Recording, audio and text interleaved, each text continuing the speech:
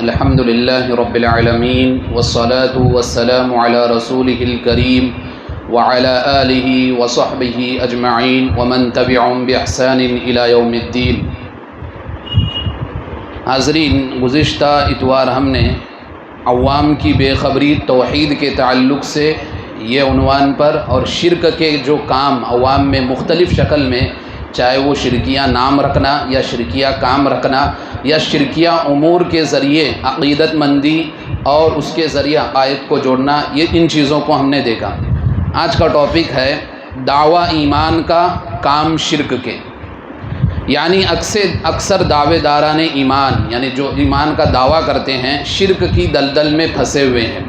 اگر کوئی انسان اور کوئی توحید والا موحد بندہ ان سے کہے کہ تم دعویٰ تو ایمان کا کرتے ہو مگر شرک میں گرفتار رہتے ہو، کیوں شرک و ایمان کی متضاد راہوں کو یعنی اپوزٹ چیزوں کو ملا رہے ہو؟ ان سے اگر یہ سوال کیا جائے ایسا کیوں کر رہے ہو، تو وہ یہ جواب دیتے ہیں کہ ہم شرک نہیں کر رہے ہیں بلکہ ہم انبیاء اور اولیاء سے محبت رکھتے ہیں اور ان کے عقیدت مند ہے۔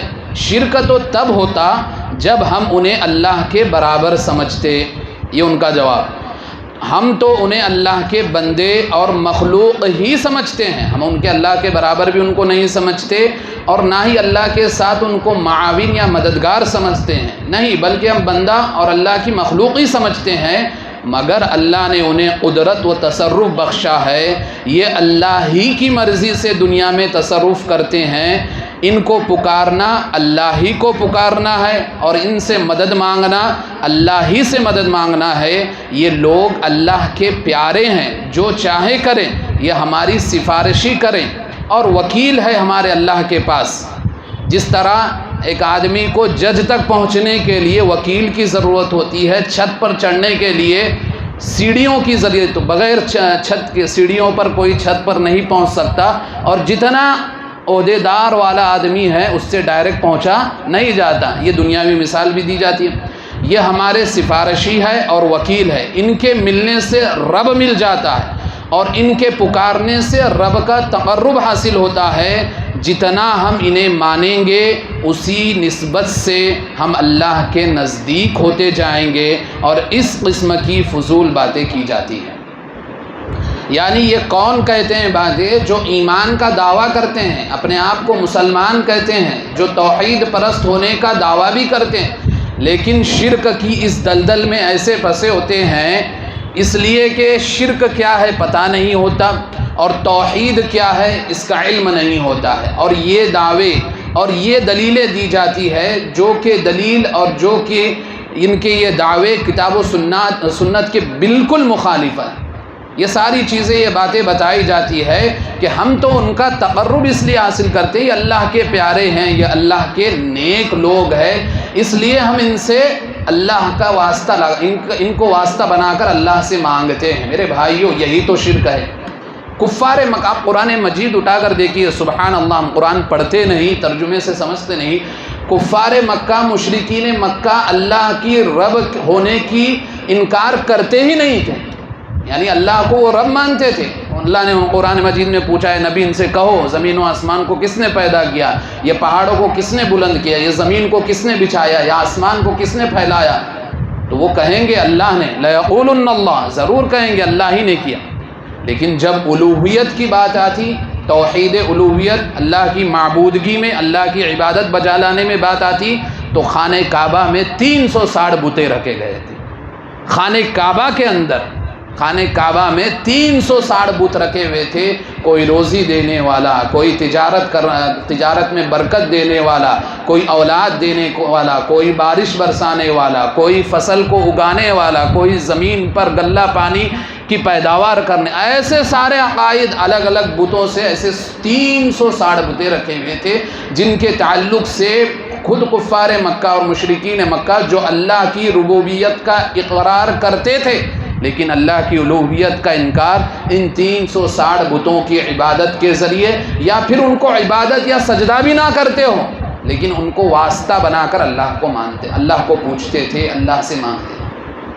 اللہ نے اس کو شرک کیا، اور اس ماحول میں کس کو بھیجا نبی کریم صلی اللہ علیہ وسلم کو، کیونکہ وہ شرک کے ایسے دلدل میں پھنسے ہوئے تھے کہ نبی کریم صلی اللہ علیہ وسلم کی بعثت اس وقت ہونا ضروری بھی تھا، اور جہاں ضروری بھی تھا اتنا کٹھن بھی تھا، اتنا مشکل بھی تھا، اور آج بھی مشکل ہے۔ مسلمانوں سے اگر کہا جائے کہ قبریں جو ایک ایک بلاس کے برابر اوپر ہے اس کو ڈھا دو تو کوئی نہیں ڈھاتا، جھگڑنے آئیں گے، دو ماریں گے۔ اور توحید کی بات بتائی جائے، جو درگاہ ورگاہ کے شکل میں شرک کے اڈے ہیں ان کو ڈھانے کی بات کریں کہ تو خود مسلمان کو مارے گا۔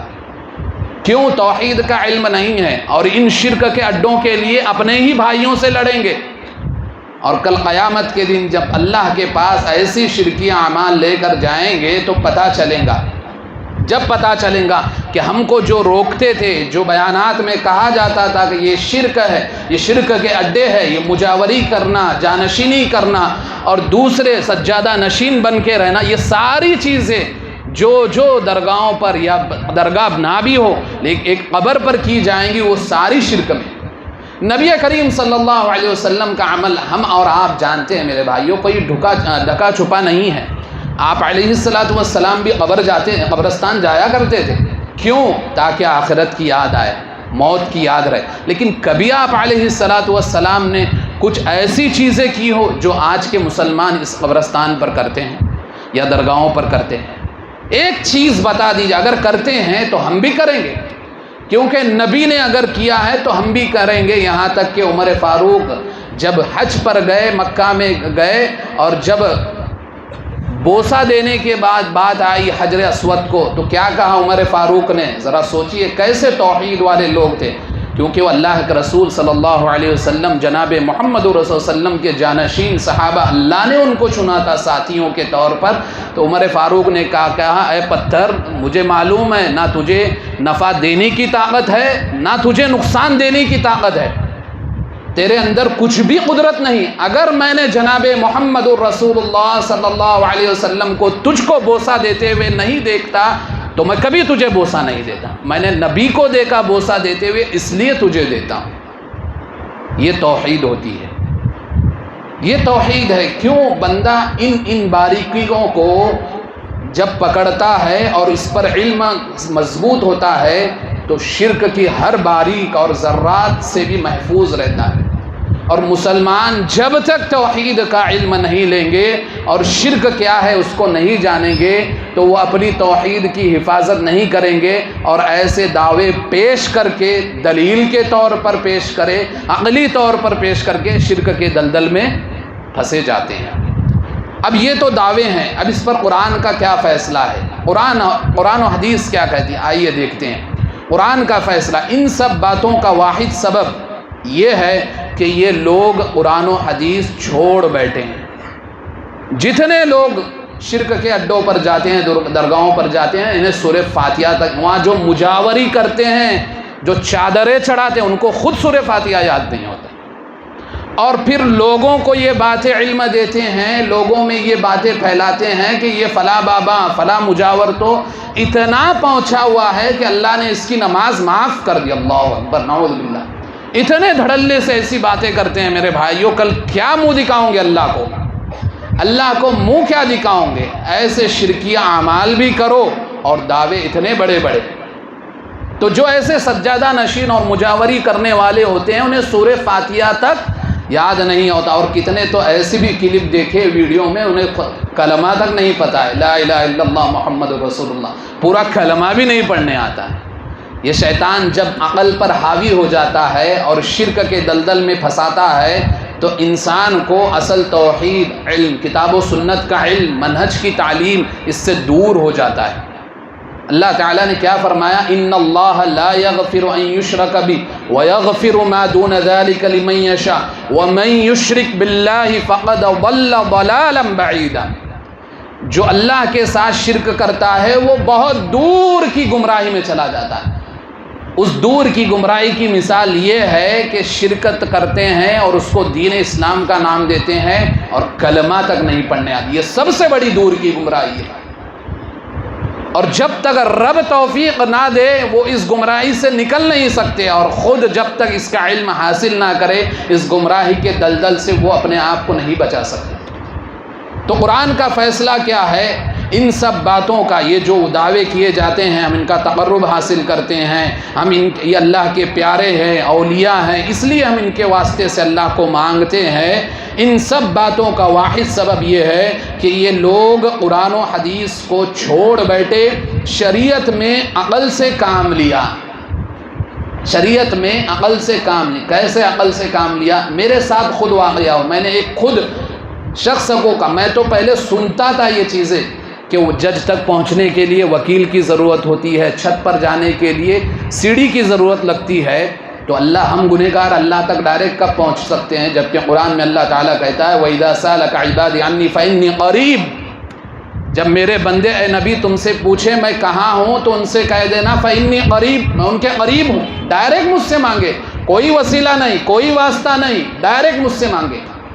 تو میں نے ایک درگاہ والے شخص کو کہا کہ آپ یہ کرتے ہو یہ شرک ہے، اس کو اچھی طریقے سے میں نے کہا بھی، شولہ پور کی بات ہے، تو اس نے یہ مثال دی تھی، یہ دونوں مثال، میں اس سے پہلے صرف سنتا تھا کہ یہ لوگ یہ مثالیں دلیل دیتے ہیں کہ جج تک پہنچنے کے لیے وکیل کی ضرورت، تو اس نے سیم دونوں یہ مثالیں دی۔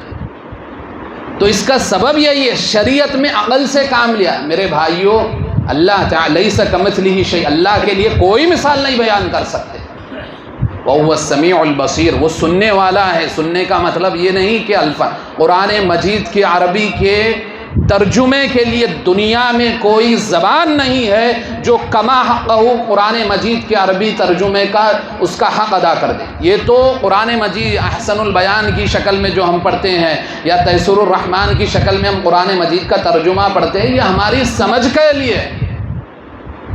وَهُوَ السَّمِيعُ الْبَصِيرُ، اللہ سننے والا اور دیکھنے والا ہے، یہ ترجمہ کیا جاتا ہے، لیکن وہ سمیع کا لفظ آپ دیکھیں عربی میں جا کر اس کے معنی کیا ہیں؟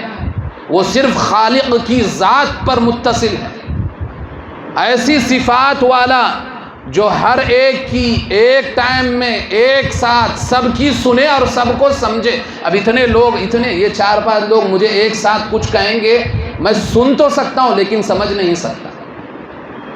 ایک ایک کو کہوں گا ارے تم ایک بات کہو، تم ایک سوال، اب اتنے سب سوال مجھے ایک ساتھ کریں گے تو میں سن سکتا ہوں کہ آواز آ رہی ہے، لیکن کون کیا سا کر رہا ہے نہیں بیان کر سکتا۔ اللہ رب العالمین کی ذات وہ ہے، پوری دنیا کے لوگ قیامت سے لے کر حضرت آدم سے لے کر قیامت تک آنے والے لوگ ایک آواز میں ایک فریاد اپنی اپنی رکھے اللہ کے سامنے، اللہ سب کی فریاد اور سب کی فریاد کو صرف سنے گا نہیں، سمجھنے بھی والا ہے۔ یہ ہوتا ہے سمیع کا معنی۔ اور بصیر ہے اللہ تعالیٰ تو دیکھنے والا ہے، تو مطلب یہ نہیں کہ میں یہاں تک، مجھے جہاں دکھتا ہے میری نگاہ جہاں تک جائے گی وہاں تک میں دیکھ سکتا ہوں، ایک انسان عام کوئی بھی ہو، لیکن اللہ تعالیٰ کی ذات عرش پر مستوی ہونے کے باوجود ہر چیز کو دیکھ رہا ہے۔ الرحمن علی العرش استوى، اور مسلمانوں نے عقیدے میں اتنی غلطیاں کی کہ اللہ تعالیٰ کے وجود کو ہر جگہ ثابت کرنے میں دو توڑ کوشش کی۔ وحدت الوجود کا عقیدہ، ہر چیز میں اللہ، نعوذ باللہ، ہر چیز میں اللہ کو ثابت، کیوں؟ اگر یہ نہیں ثابت کریں گے تو اللہ ہر جگہ ہے، اس بات کا انکار ہو جائے گا۔ یہ تو میری اور آپ کی عقل کہتی ہے، اس بات کا انکار ہو جائے گا۔ اللہ تعالیٰ کہتا ہے بصیر ہے تو دیکھ رہا ہے ہر چیز کو، پوری دنیا، صرف دنیا نہیں، دنیا ساتوں زمین، اللہ نے قرآن مجید میں کہا نا، جب بھی تذکرہ آیا آسمان و زمین کا، کیا کہا؟ ساتوں زمینوں اور ساتوں آسمان کو پیدا کیا، تو ساتوں زمینیں، زمین کے نیچے جو اور 6 زمینیں ہیں ان کا علم مجھے نہیں، کوئی ٹیکنالوجی کوئی سائنس نہیں بتا سکتا، لیکن اللہ تعالیٰ کو اس کی بھی خبر ہے۔ یہ اللہ تعالیٰ کا بصیر ہونا ہے۔ تو اللہ تعالیٰ کے لیے کوئی مثال بیان نہیں کی جا سکتی، بلکہ اللہ کے جو 99 اسماء و صفات جو اسماء الحسنہ کے نام سے جانے جاتے ہیں، ان کے ترجموں کو بھی ہم کما حق ادا نہیں کر سکتے، وہ تو سمجھنے کے لیے آپ کو ترجمہ بتایا جاتا ہے کہ اس کا ترجمہ یہ ہے۔ اور اللہ تعالیٰ کے سارے 99 نام کو 2 اللہ کی صفات جوڑے ہوئے ہیں، جس کو اللہ تعالیٰ نے قرآن مجید میں کہا قل هو اللہ احد، اللہ ایک ہے، رحمان ہونے میں ایک، رحیم ہونے میں ایک، خالق ہونے میں ایک، رازق ہونے میں ایک، سمیع ہونے میں ایک، بصیر ہونے میں ایک، قدوس ہونے میں ایک، سلام ہونے میں ایک، مومن ہونے میں ایک، المہیمن ہونے میں، العزیز ہونے میں، الجبار، سارے اسماء و صفات میں اللہ تعالیٰ احد ہے۔ یہ اللہ کا ایک نام احد سارے ناموں کو جوڑے، اور الصمد ہے، ایسا بے نیاز ہے کہ اللہ تعالیٰ کی اس بے نیازی میں کوئی شامل نہیں ہے، کہ ایسا نہیں ایک بندہ انسان دنیا میں اگر حکومت پالے تو وہ ہر چیز سے بے نیاز ہوتا ہے، لیکن اس کو ضرورت پڑتی ہے حکومت کی بے نیاز ہونے کے لیے بھی۔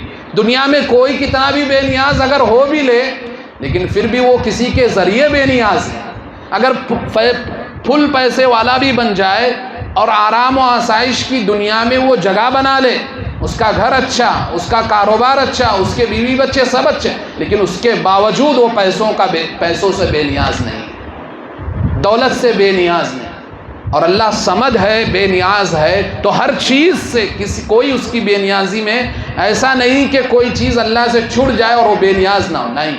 پوری دنیا اللہ تعالیٰ نے حدیث قدسی میں کیا فرمایا؟ نبی کریم صلی اللہ علیہ وسلم فرماتے ہیں کہ حضرت آدم سے لے کر قیامت تک کے لوگ جبرائیل جیسے نیک ہو جائے، جبرائیل کے جیسے نیک ہو جائے، تب بھی اللہ کے خزانوں میں کوئی بڑھوتری نہیں ہونے والی۔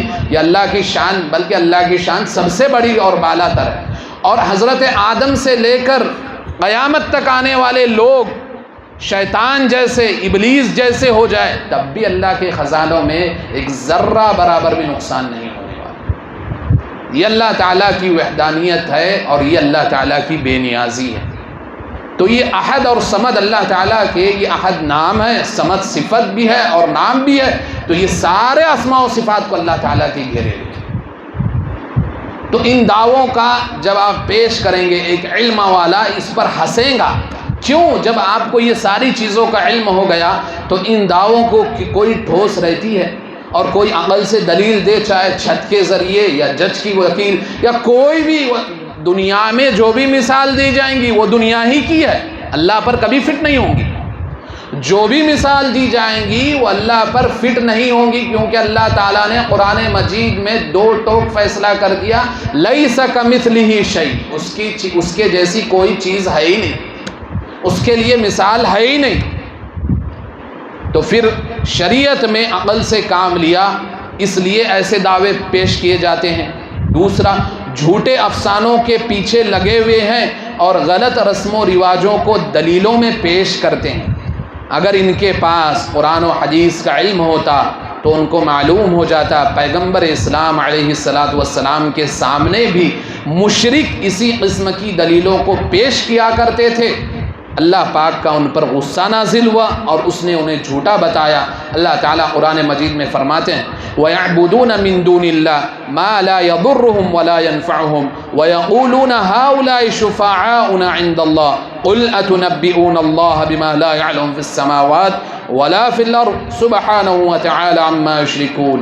اللہ تعالیٰ قرآن مجید میں کیا فرماتا ہے؟ وہ اللہ کو چھوڑ کر ایسی چیزوں کو پوچھتے ہیں، ایسی چیزوں کو پکارتے ہیں، ایسی چیزوں کی عبادت کرتے ہیں جو انہیں نہ نقصان پہنچا سکے اور نہ ہی نفع، اور کہتے ہیں کہ اللہ کے یہاں ہمارے سفارشی ہیں، اللہ کے پاس ہماری سفارش کریں گے۔ اے نبی، آپ فرما دیجئے کہ تم اللہ کو وہ خبر دے رہے ہو جسے وہ آسمان و زمین میں نہیں جانتا، یعنی اللہ کو نہیں معلوم یہ میرے پاس تمہاری سفارش کریں گے؟ اللہ کو تو ہر چیز کا علم ہے، قیامت تک کی ہونے والی چیز لوح محفوظ میں لکھی گئی ہے، قیامت کے بعد کے احوال، قیامت کے دن، جنت اور جہنم کی زندگی، یہ سارے سب کا علم ہے اللہ کو، ایسا نہیں کہ صرف قیامت تک علم۔ تو اللہ تعالیٰ کو تم وہ خبر دے رہے ہو جسے وہ آسمان و زمین میں نہیں جانتا، یعنی جس کی کوئی حقیقت ہے ہی نہیں، وہ ان کے شریکوں سے پاک و برتر ہے، یعنی اللہ تعالیٰ ان کے شرکا سے پاک ہے۔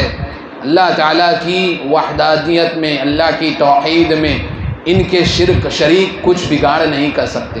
اور یہ جو شرک کر رہے ہیں دین اسلام کے نام پر یا توحید کے نام پر، یہ خود ان کے لیے کل قیامت کے دن وبال بن جائے گا۔ اگر ایک مشرک بغیر توبہ کے مر گیا اور دنیا بھر کی نیکیاں لے کر گیا اللہ کے پاس، لئن اشرکت لیحبطن عملک، وَلَتَكُونَنَّ مِنَ الْخَاسِرِينَ۔ اللہ نے نبی کو کہا کہ اگر آپ بھی ولو بفرض شرک کریں گے، آپ کے تمام نیک اعمال، آپ کی قربانیاں، آپ کی آزمائشیں اور جو تکلیفیں، پریشانیاں، مصیبتیں آپ کو آئی، وہ ساری برباد ہو جائیں گی، وہ سارے اعمال آپ کے برباد ہو جائیں گے۔ وَلَتَكُونَنَّ مِنَ الْخَاسِرِينَ، اور کل قیامت کے دن خسارہ اٹھانے والوں میں سے ہو جائیں گے۔ یہ آیت بتاتی ہے کہ اگر ان دعووں کو پیش کر کوئی شرک کرتا ہے اور توحید کی طرف آتا نہیں، توحید کو شرک سے ملاتا ہے، حق کو باطل کے ساتھ ملاتا ہے، تو ایسا بندہ بغیر توبہ کے دنیا بھر کی نیکیاں لے کر گیا ہوگا تو کل قیامت کے دن پھر بھی خسارہ اٹھانے والوں میں سے ہوگا اور اس کو ڈائریکٹ جہنم میں جائے۔ اور اللہ نے توحید کی یہ شان رکھی ہے، کتاب و سنت کو صحیح سمجھ کر منہج سلف کے مطابق عمل کر کے قرآن و حدیث کو سمجھنا، اور منہج سلف کے فہم کے مطابق قرآن و حدیث کو سمجھنا، یہ بھی ایک بڑی ضروری ہے۔ آپ قرآن و حدیث اپنی منمانی نہیں سمجھ سکتے، آپ اپنے دماغ سے، یہی شریعت میں اگر عقل سے کام لیا تو آپ گمراہی کے راستے پر چل لیے ہیں، یہ 101% بات ہے، اور یہ میری بات نہیں، قرآن و حدیث کی بات ہے۔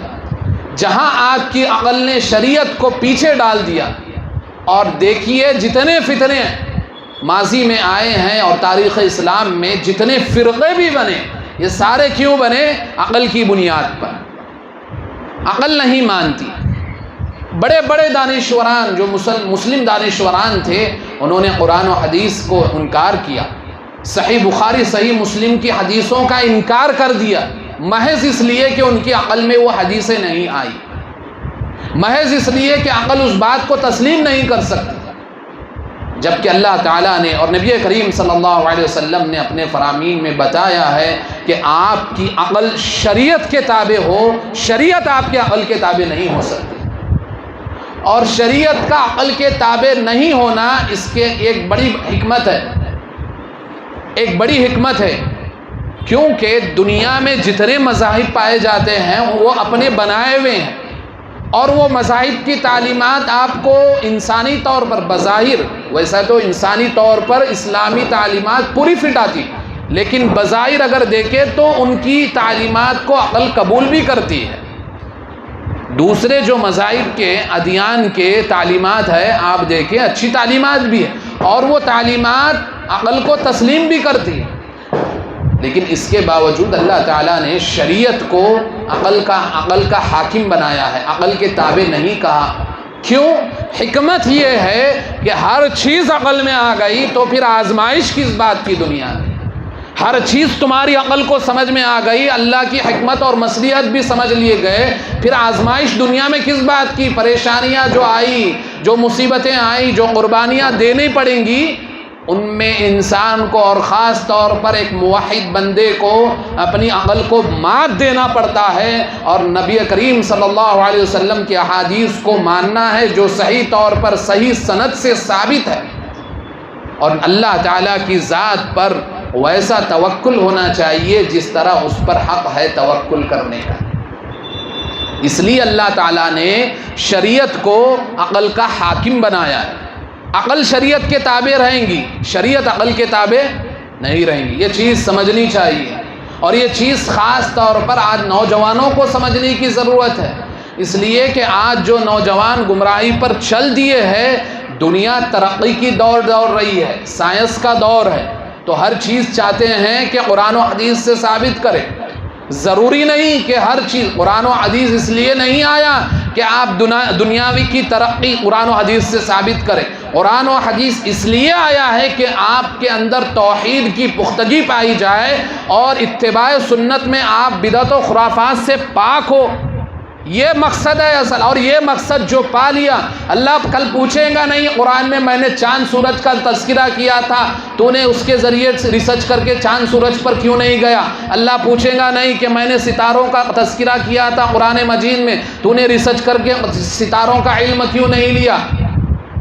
لیکن جو چیز پوچھی جائیں گی قرآن و حدیث میں نے واضح بتایا تھا کہ میری ذات کے ساتھ کسی کو شریک نہ کیا جائے اور میری نبی کی اتباع میں بدعت و خرافات کو پاک رکھا جائے، یہ پوچھیں گا اللہ تعالیٰ۔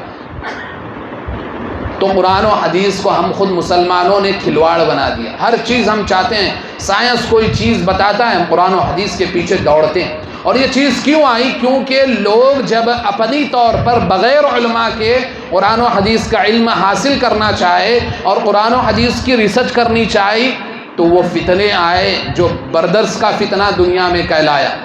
اور خاص طور پر مسلمان ان بردس کے پیچھے پڑ کے قرآن و حدیث کی اصلی روحانیت کو چھوڑ کر ظاہری چیزوں کے پیچھے پڑ گئے. اور جب ظاہری چیزوں کے پیچھے پڑھیں گے کیا ہوتا ہے معلوم؟ صحیح منہج سے آپ پھر جائیں گے. آپ یہ سوچیں کہ قرآن و حدیث کو میں سائنس کے اوپر فٹ کروں، ٹیکنالوجی پر فٹ کروں، اگر ہو گیا تو اچھی بات، نہیں ہوا تو شیطان وہاں کھیل کے لیں گا. ارے یہ تو سائنس پر فٹ نہیں ہو رہا، اب سائنس تو یہ کہتا ہے اور یہ چیز ہو رہی ہے لیکن قرآن و حدیث یہ فٹ نہیں ہو رہا ہے. پھر شیطان آپ کی توحید سے کھلواڑ کرتا ہے اور عقل میں آپ کے وہ سوالات ڈالتا ہے جس کے ذریعے بندہ شرک کی راہ پر چل دیتا ہے اور توحید سے انحراف کر دیتا ہے، صحیح منہج سے بھٹک جاتا ہے. قرآن و حدیث کو سمجھنا ہے، ضرور سمجھنا ہے، لیکن اس کے لیے سب سے بڑی شرط ہے جس طرح صحابہ نے سمجھا. کیوں؟ ان کے سامنے قرآن مجید نازل ہوا. دنیا میں کتنا بڑا عالم ہو جائے، کتنا بڑا محدث ہو جائے، کتنا بڑا فقیہ ہو جائے، کتنا بڑا مفسر ہو جائے، اگر قرآن کی آیت کی تفسیر اپنی زبان سے اپنی عقل سے کرتا ہے تو ہمیں وہ قابل قبول نہیں ہے. کیوں؟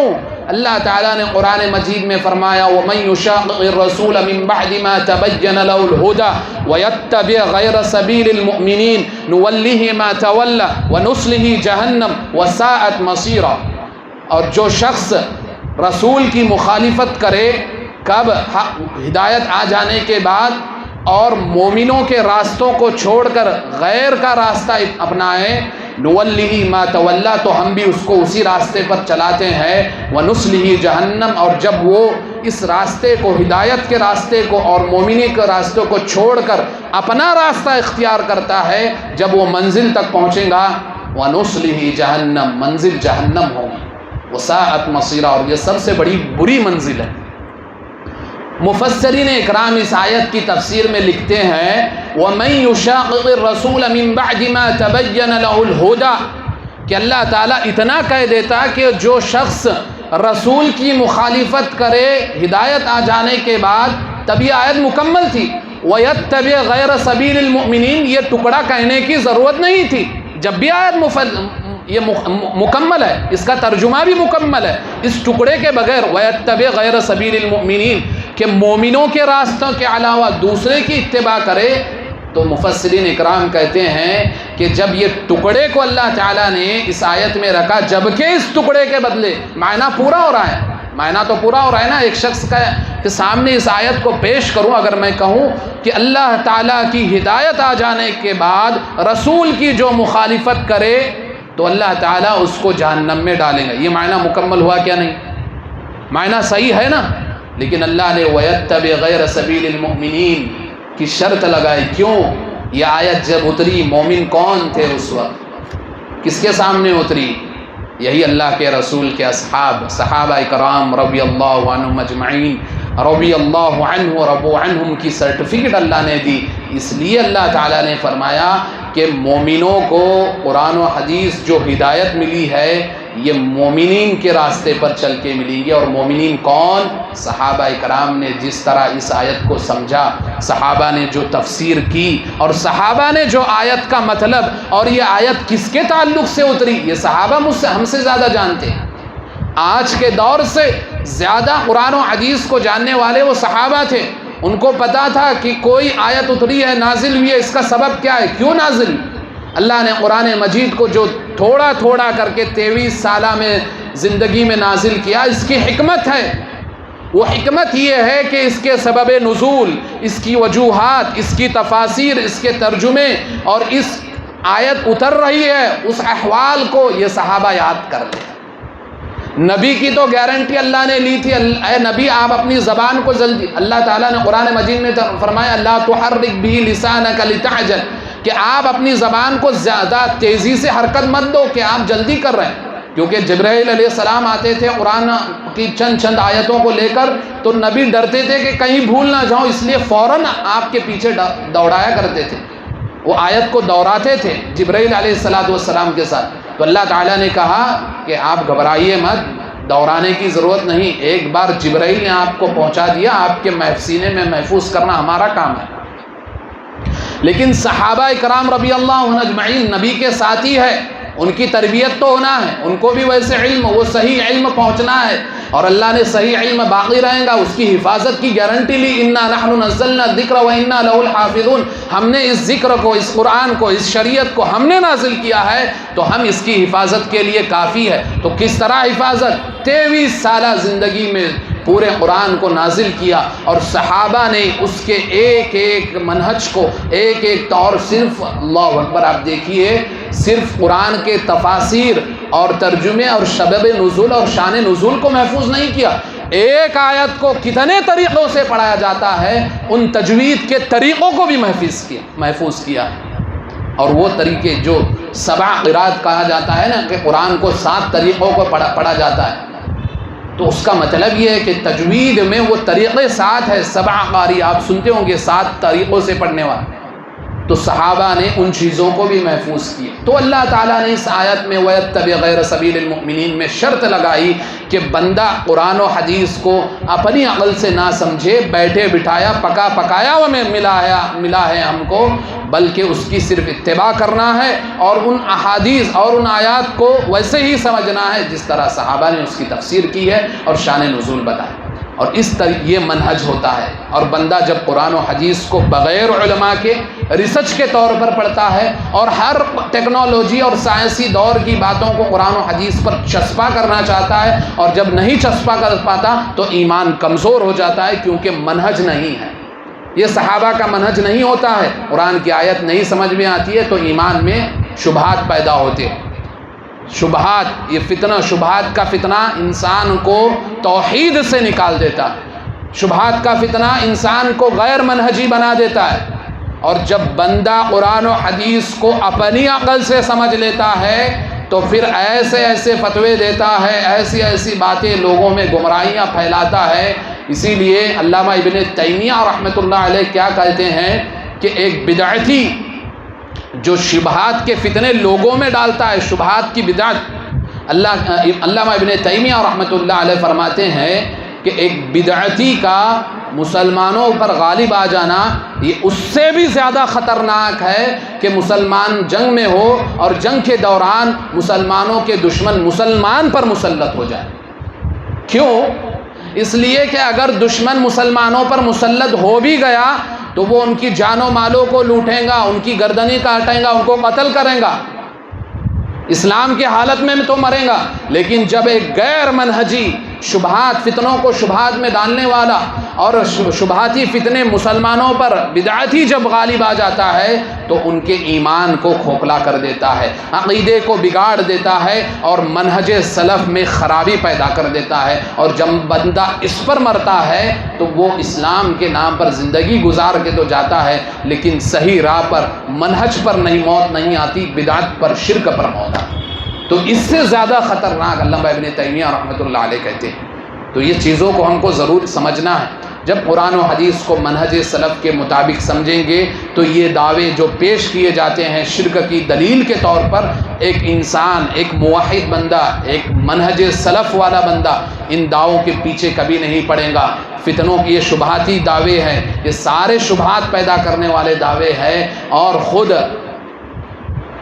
جب شبہات کی بات آئی تو میں ایک صحابی کا واقعہ آپ کے سامنے ذکر کروں کہ حضرت جندب بن عبداللہ البجلی رضی اللہ عنہ، یہ صحابی ہے جندب بن عبداللہ البجلی رضی اللہ عنہ. یہ اپنے درس میں درس دے رہے تھے، ایک شبہاتی آیا، غیر منہجی شخص ان کے محفل میں، مجلس میں درس حاصل کرنے کے لیے بیٹھا، بدعتی تھا، غیر منہجی تھا. حضرت جندب بن عبداللہ بجلی رضی اللہ عنہ نے اس کو دیکھا تو کیا کہا، لما کنت عنی، اٹھو میری مجلس سے دور ہو جاؤ، میرے درس میں مت بیٹھو. کون؟ صحابی کہہ رہے ہیں میری مجلس سے باہر جاؤ، میرے درس میں بیٹھنے کی ضرورت نہیں ہے تم کو، باہر جاؤ. یہ کون ہے؟ جندب بن عبداللہ، یہ تابعی نہیں، رضی اللہ عنہ، صحابی ہے. اپنی مجلس سے بدعتی کو، شبہاتی کو جو غیر منہجی ہے اس کو بھگا رہے ہیں۔ کہنے والا کہہ سکتا ہے کہ اس کو سمجھا تو سکتے تھے، اس کو بٹھا کر صحیح طور پر منہج سمجھا سکتے تھے، بدعت سمجھا سکتے تھے، شبہات اس کے دور کر سکتے تھے۔ جندب بن عبداللہ البجلی رضی اللہ عنہ نے اس لیے اس کو بھگایا، وہ ایسا شبہاتی شخص اور ایسا غیر منہجی تھا، اگر وہ اپنے شبہات اس درس میں بیٹھ کر سوال کرتا تو جو درس میں بیٹھے ہوئے لوگ ہیں وہ شبہات اس کے دل میں گھر کر جاتے، اس لیے ان کو اپنی مجلس سے اٹھا کر باہر۔ یہ صحابہ تھے جو غیر منہجیوں کو اور بدعتیوں کو اپنی مجلس سے اٹھا کر بھیجتے۔ اور عبداللہ بن عباس رضی اللہ عنہما کے سامنے ایک بدعتی شخص کا تذکرہ کیا گیا کہ وہ فلاں بدعت لوگوں میں پھیلا رہا ہے، تو انہوں نے اپنی انگلیاں کان میں ڈال دی۔ جیسے ہی اس کا نام ان کی درس میں لیا گیا، انہوں نے اپنے کان میں انگلیاں ڈال دی، کہیں ان کے شبہات اس شخص کے سن کر اپنے دل میں وہ شبہات گھر کرنا چاہیے۔ یہ باریکیاں، یہ کون ہے؟ یہ صحابہ ہیں، اپنی مجلسوں سے بھگا رہے ہیں، ان کا تذکرہ سننا نہیں چاہتے۔ اور آج مسلمان غیر علماء کے محض اس لیے کہ ان کے یوٹیوب پر فالوور جا رہا ہے، یہ بولتے بہت اچھا ہے، ان کی باتوں میں مٹھاس بہت زیادہ ہے۔ اور مفضل ابن محلن ایک رحمۃ اللہ علیہ بڑے تابعین ہیں، یہ کہتے ہیں کہ جب بدعتی اپنا درس شروع کرتا ہے، تقریر دیتا ہے، تو اپنی بدعت ڈائریکٹ نہیں پیش کرتا، اگر پیش کرے گا تو لوگ بھاگ جائیں گے اس سے۔ پہلے وہ قرآن و حدیث کی دلائل کا چارہ ڈالتا ہے۔ قرآن و حدیث، یہ کون کہہ رہے ہیں؟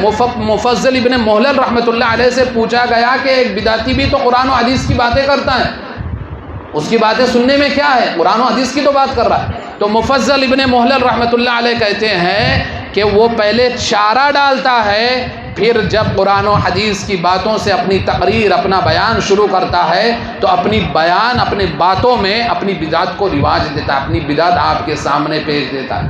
اور اس کی مثال زمخشری ایک بہت بڑا مفسر ہے، نحو اور صرف میں بہت بڑا ماہر تھا۔ میں اس لیے اس کو ارے تورے کہہ رہا ہے، اس کا عقیدہ معتزلی عقیدہ تھا۔ اعتزال، جو معتزلہ کا عقیدہ کیا ہے کہ انسان اللہ کو نہیں دیکھ سکتا، اللہ کی رویت کا انکار کرتے ہیں، جبکہ اللہ تعالیٰ نے قرآن مجید میں کہا ہے، قرآن حدیث میں اللہ تعالیٰ نے کتاب و سنت کے استدلال سے اس بات کا کہ انسان دنیا میں نہیں دیکھ سکتا، لیکن اللہ تعالیٰ جنت میں اپنی رویت کا دیدار کرائیں گا۔ تو زمخشری یہ مفسر ہے، یہ کہتا ہے فمن زحزح عن النار وادخل الجنہ فقد فاز، کہ جو شخص جنت میں داخل کر دیا گیا اور جہنم سے محفوظ کر لیا گیا اور جنت میں اس کا داخلہ ہو گیا، فقد فاز، تو وہ کامیاب ہو گیا۔ یہ ترجمہ ہے۔ تو اس ترجمے کی تفسیر میں کیا کہتا ہے وہ کہ ایک انسان کے لیے جنت کی حصول یابی سے بڑی کوئی کامیابی نہیں۔ یہ ترجمہ صحیح ہے نا؟ تفسیر بھی صحیح ہے۔ آپ دیکھیے جملے پر، ایک انسان کے لیے جنت کی حصول یابی یعنی جنت پا لینے سے بڑی کامیابی کوئی نہیں ہے۔ صحیح ہے نا ترجمہ؟ یہ تفسیر بھی صحیح ہے۔ آپ کو اس میں کچھ غلط لگ رہا ہے؟ نہیں نا؟ علامہ ابن عثیمین رحمۃ اللہ علیہ فرماتے ہیں کہ اس شخص نے بین السطور معتزلہ کا عقیدہ پیش کر دیا اس تفسیر میں۔ کیسے؟ اللہ تعالیٰ کی رویت جنت سے بڑی کامیابی ہے۔ جنت میں جب اللہ تعالیٰ جنتیوں کو ڈالیں گا تو اللہ تعالیٰ جب انعام آواز لگائیں گا، ایک اور نعمت میں تمہیں دینا چاہتا ہوں، تو جنتی کہیں گے اللہ تعالیٰ سب نعمت جنت میں داخل کر دیا، اب اس سے بڑی نعمت کیا ہو سکتی؟ اللہ تعالیٰ پردے ہٹائیں گا اور اپنا دیدار کرائیں گا۔ تو یہ معتزلی مفسر کیا کہتا ہے کہ جنت کی کامیابی، جنت مل جانا سب سے بڑی کامیابی ہے۔ اور علامہ ابن عثیمین رحمۃ اللہ علیہ جو کبار علماء میں سے ہے اور اللہ اپنے وقت کے معاصر علماء اور محدث اور مفسر ہے، وہ کہتے ہیں کہ اس شخص نے بین السطور معتزلی کا عقیدہ پیش کر دیا۔ کیسے سمجھیں گے ان چیزوں کو؟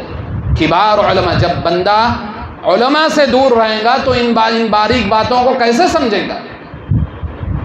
یہ چیز ہوتی ہے کہ بندہ اگر قرآن و حدیث کو محض عقل سے سمجھے گا تو گمراہ ہو جائے گا۔ اس کے لیے ضروری ہے صحابہ کا فہم، صحابہ کا منہج، جس کے مطابق کتاب و سنت فہم سلف امت یہ ہونا چاہیے کہ کتاب و سنت کو سمجھنا ہے تو سلف امت کی فہم کے مطابق جو صحابہ اکرام کی جماعت ہے۔ اللہ تعالیٰ سے دعا ہے کہ جو کچھ باتیں کی گئی اسے مجھے سب سے پہلے اور ہم سب کو اس پر عمل کرنے کی توفیق عطا فرمائے۔ اللہ تعالیٰ ہمیں توحید میں پختگی عطا فرمائے، منہج سلف کے مطابق قرآن و حدیث پر عمل کرنے کی توفیق عطا فرمائے، اور جب تک اس دنیا میں زندہ رکھے دین اسلام پر توحید پر زندہ رکھے، اور جب ہمارا خاتمہ ہو تو خاتمہ بالخیر فرمائے۔ آمین وآخر دعوانا الحمد للہ رب العالمین وصلی اللہ علی النبی۔